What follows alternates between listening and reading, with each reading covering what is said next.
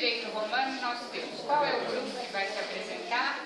Menos com o nosso, né? Que é escravidão. Primeiro tem qual é, no que se constitui a lei das 12 tábuas. Alguém? 12 tábuas, professora? Sim, somos nós. Que alegria. Aí, olha, o fazedor de clima. Vem cá, fazedor de clima. Vai. Professor, eu queria convidar meu grupo. Você não quer convidar o Não, eu convidei já. O convite foi realizado. Ó, no dia 11 tem que estar mais bem combinado. Quem quer? Às 7 horas. Mas a intenção não é esse negócio de projeto na vaga. A gente entra na moda, né? Começa em moda, né? O que ele tiver aqui na frente, não precisa dar ponto. Desculpa aí.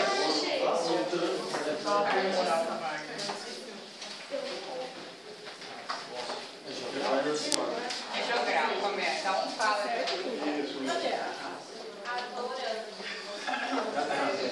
gente pode ler? Tá, então, gente, a primeira pergunta, né? No que se constitui a lei das 12 tábuas? Então, olha, foi um grande monumento legislativo romano organizado no ano de 462 a.C. Devagar. Não pode ser muito devagar, não, porque não A oposição não atrapalha. Bom, nessa organização, uma comissão teria sido enviada ao sul da Itália para compilar as leis gregas já existentes e assim foi elaborado essa grande codificação, né? Regulamentou ao mesmo tempo o direito público e o direito privado. E os seus direitos, né? Do que se trata especificamente as 10 primeiras tábuas, de direito substantivo, material, e as duas finais contêm normas de direito processual ou adjetivo. Então, essa primeira foi do que constitui as 12 tábuas. Então, eu comentava com vocês, cheguei, eu não sei se foi na outra classe, eu consegui falar para vocês que elas acabaram sendo até incendiadas uns anos depois, mas como foi base para muitos éditos dos pretores, elas ficaram conhecidas e serviram para, sob o fundamento dessas leis, se construir todo esse arcabouço que se tornou o direito romano, né? Na sua complexidade, da forma como foi desenvolvido, mas o início, a primeira compilação e a mais importante, por conta de ter sido a primeira e capaz de dar início a esse desenvolvimento. Então, qual a sua importância de acordo com pelo menos um doutrinador? Né? Então, olha, segundo, agora só me corrija se eu estiver, Eugène Petit. Eugène Petit. Ele sabe. Petit, como é que é? Vamos para a França para poder melhorar o nosso francês. Isso. As leis posteriores não fazem frequentemente mais do que desenvolver o direito das 12 tábuas. A gente tem essa visão por quê? Porque o que a gente percebe é que elas foram tão basilares que o que eles fizeram foi desenvolver. Muito bem falado, foram tão basilares, é isso mesmo. Já ouvi, gente. O que é base? O que é fundamento? Fundamento, é essencial, né? E jamais, até Justiniano, nenhuma das suas disposições foi objeto de uma revogação expressa. Eu achei interessante isso aqui. Então, quanto tempo, né, se perdurou? 13 séculos. 13 séculos, né? E... Não, é isso mesmo, professor. Eu não consegui até agora coisa que falar. Deixa o pulmão, mas foi isso Eu que quero só fazer um comentário. Ele pegou um ótimo doutrinador. Tá? Então, numa peça processual, um trabalho que vocês no futuro apresentem, TCC ou qualquer outra coisa que venham escrever depois, importante citar. É importante. Quando você pega um trabalho e fala assim, no caso do direito romano, consultor, Petit, Moreira Alves, certo? Você já sabe que é um trabalho de primeira linha. Obrigado. Tá certo? É importante saber escolher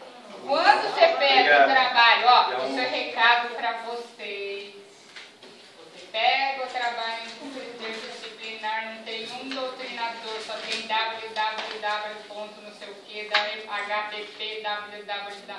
Aquilo já você põe as barbinhas de molho. Porque não é tudo que está na internet que vocês podem confiar. Especialmente num trabalho que você tem que fazer a citação, cuidado. A menos que você vá para os grandes portais, o Cielo, que é a Unicamp, os portais sérios. O simples, aquele comum que sabe, está lá no Dr. Google, que não está nem em PDF, desconfie. Tá certo? Muito bem, então vamos lá para a terceira. Terceiro, né? Traga alguns de seus dispositivos e apresente comentário do doutrinador sobre o referido dispositivo. Então, eu vou ler uma parte, depois a Carol vai ler a subsequente. Bom, só uma coisa interessante, professor, que eu estava inclusive lendo aqui, o que a gente entende das 12 tábuas, que as 10 primeiras foram feitas, e depois as outras duas, que compõem essas 12 tábuas, foram um desenvolvimento dessas 10 primeiras. Né?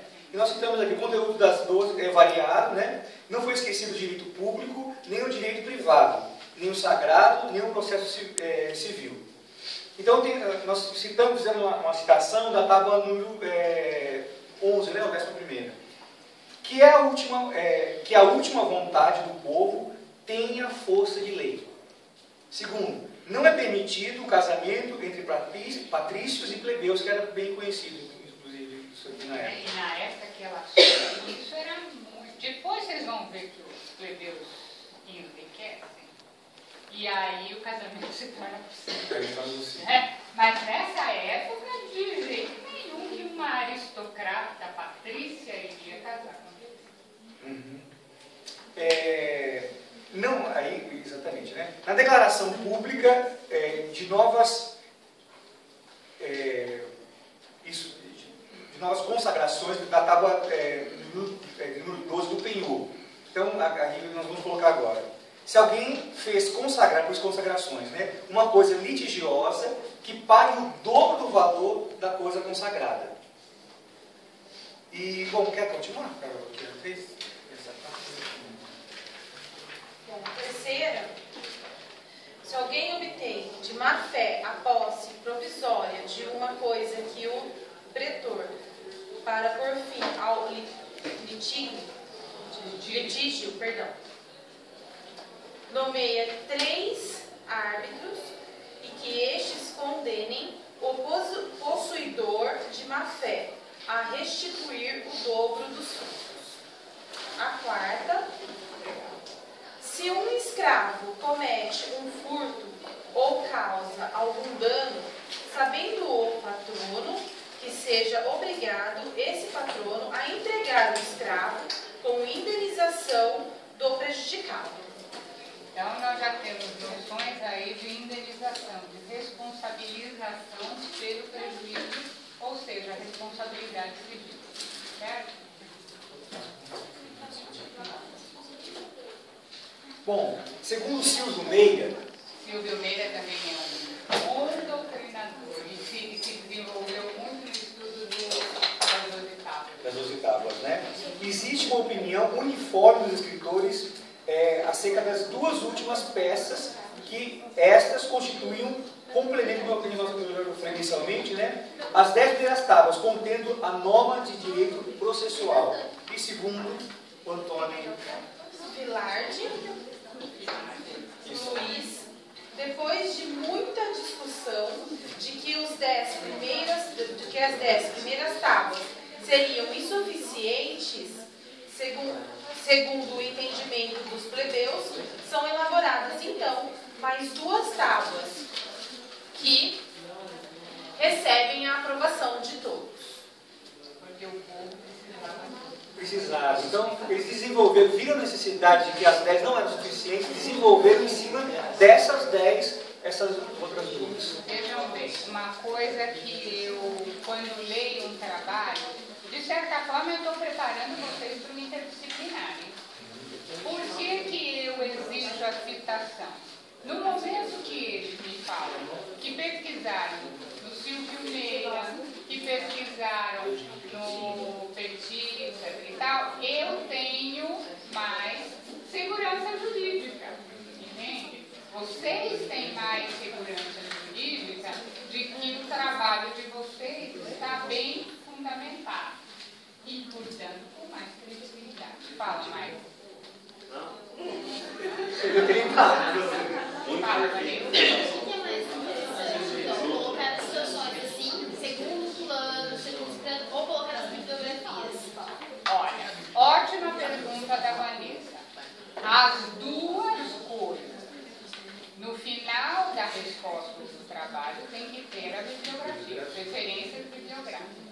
Durante o desenvolvimento, vocês estão falando, segundo PETI, entre parênteses, ano e página. Sim. Certo?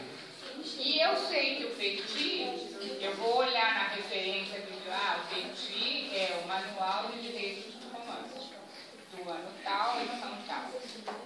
No texto, você me faz reconhecer que é o PETI do ano